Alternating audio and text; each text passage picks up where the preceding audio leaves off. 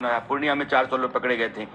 अब मैं आपको उस बच्चे से सवाल करता हूं, जो बच्चा अभी हमारे साथ बैठा हुआ है।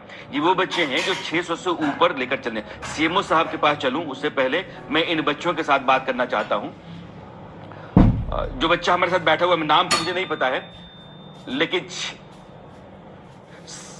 समीर, मैं आपके पास आना चाहता हूं। समीर, आपका स्कोर कितना है?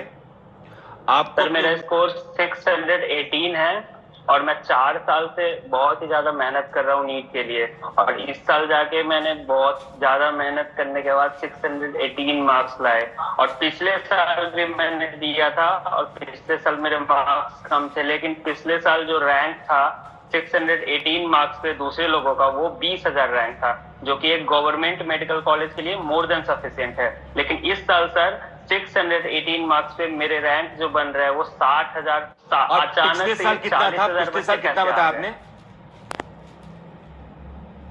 पिछले साल जो इसी मार्क्स पे पिछले साल जो रैंक था 618 पे, वो 20,000 रैंक थी।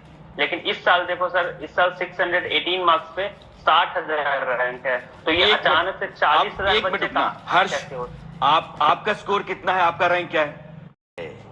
और ये सवाल जो है सिर्फ किसी एक आदमी का नहीं है, यह सवाल 24 लाख बच्चों के सपनों का है, उनके भविष्य का है, उनकी मेहनत का है और उनके हासिल का है, जो उनका हक है उसका है। इसलिए हर्ष और समीर, ये दो बच्चे मेरे साथ आज हैं, और ये वैसे बच्चे हैं जिनको हर साल की तरह अगर इम्तिहान हुआ होता, हर साल की तरह की रैंकिंग हुई होती, तो इनको सरकारी मेडिकल कॉलेज मिलता, जिसके लिए 3 साल 4 साल से लगे रहे। और पिछली बार नंबर कम थे, ये प्राइवेट मेडिकल कॉलेज जा रहे थे, तो इन्होंने जाना मुनासिब नहीं समझा।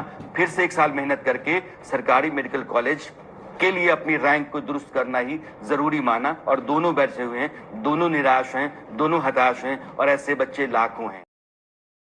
समीर सर अगर हमेशा की तरह देखें तो नीट में जो मार्क्स बढ़ते हैं कट ऑफ, वो जनरली 3, 4, 5 मार्क्स बढ़ते हैं। ऐसे अचानक से ये सडन जंप कभी नहीं आ सकता। ये सीधा ये शो कर रहा है कि ये बहुत ही ज्यादा इनजस्टिस हुआ है। और अगर इस तरह से चलता रहा तो फिर सर मेहनत करने वाले स्टूडेंट्स का तो मेहनत से भरोसा ही उठ जाएगा। फिर तो वही हो जाएगा कि आप पैसे दो और कोई भी डिग्री ले लो, फिर मतलब ऐसे कैसे चलेगा? और अगर मेहनत से भरोसा उठ जाएगा, फिर किस क्वालिटी के डॉक्टर्स बनेंगे जिनको मेहनत करने की आदत ही नहीं है?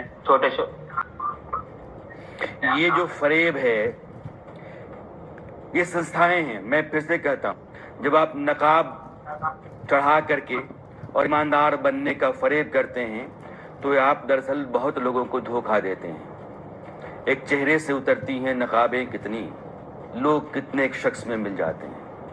वक्त बदलेगा तो मैं पूछूंगा उससे, तुम बदलते हो तो क्यों लोग बदल जाते हैं? ये व्यवस्था जो है इतनी नकाब लगा करके है कि हर बार एक नकाब उतारो तो दूसरा नकाब, दूसरी तीसरी नकाब, लेकिन इससे लोग ठगे जाते हैं, उनका हौसला टूटता है, भरोसा टूटता है। इन संस्थाओं को जगना चाहिए, इन संस्थाओं को अपने फर्ज को लेकर के ईमानदार होना चाहिए। और यह मुल्क बहुत बड़ा है और यह पीछा इंसान को बचाने का है। दूसरा, भगवान पकड़े जाते हैं, वही सेम एक ही तरह के गिरोह हैं जो बार बार एक ही एग्जाम में पकड़े जाते हैं। तो सबसे बड़ा जो रीजन है इनके पनपने का ये है कि जब वो पहली बार पकड़े जाते हैं, उनको कड़ी से कड़ी सजा मिलनी चाहिए। उनको क्या होता है कि बहुत लोगों को मैं ऐसे जानता हूं, मैं अनऑफिशियली आपको बताना चाहूंगा कि कुछ लोग बहुत पहले पकड़े गए थे और वो सीबीआई में या इधर उधर क्लीन चिट लेके आए हुए हैं, मतलब उन्होंने क्राइम किया है, क्योंकि ऊपर ऑफिशियल इतने भ्रष्ट बैठे हुए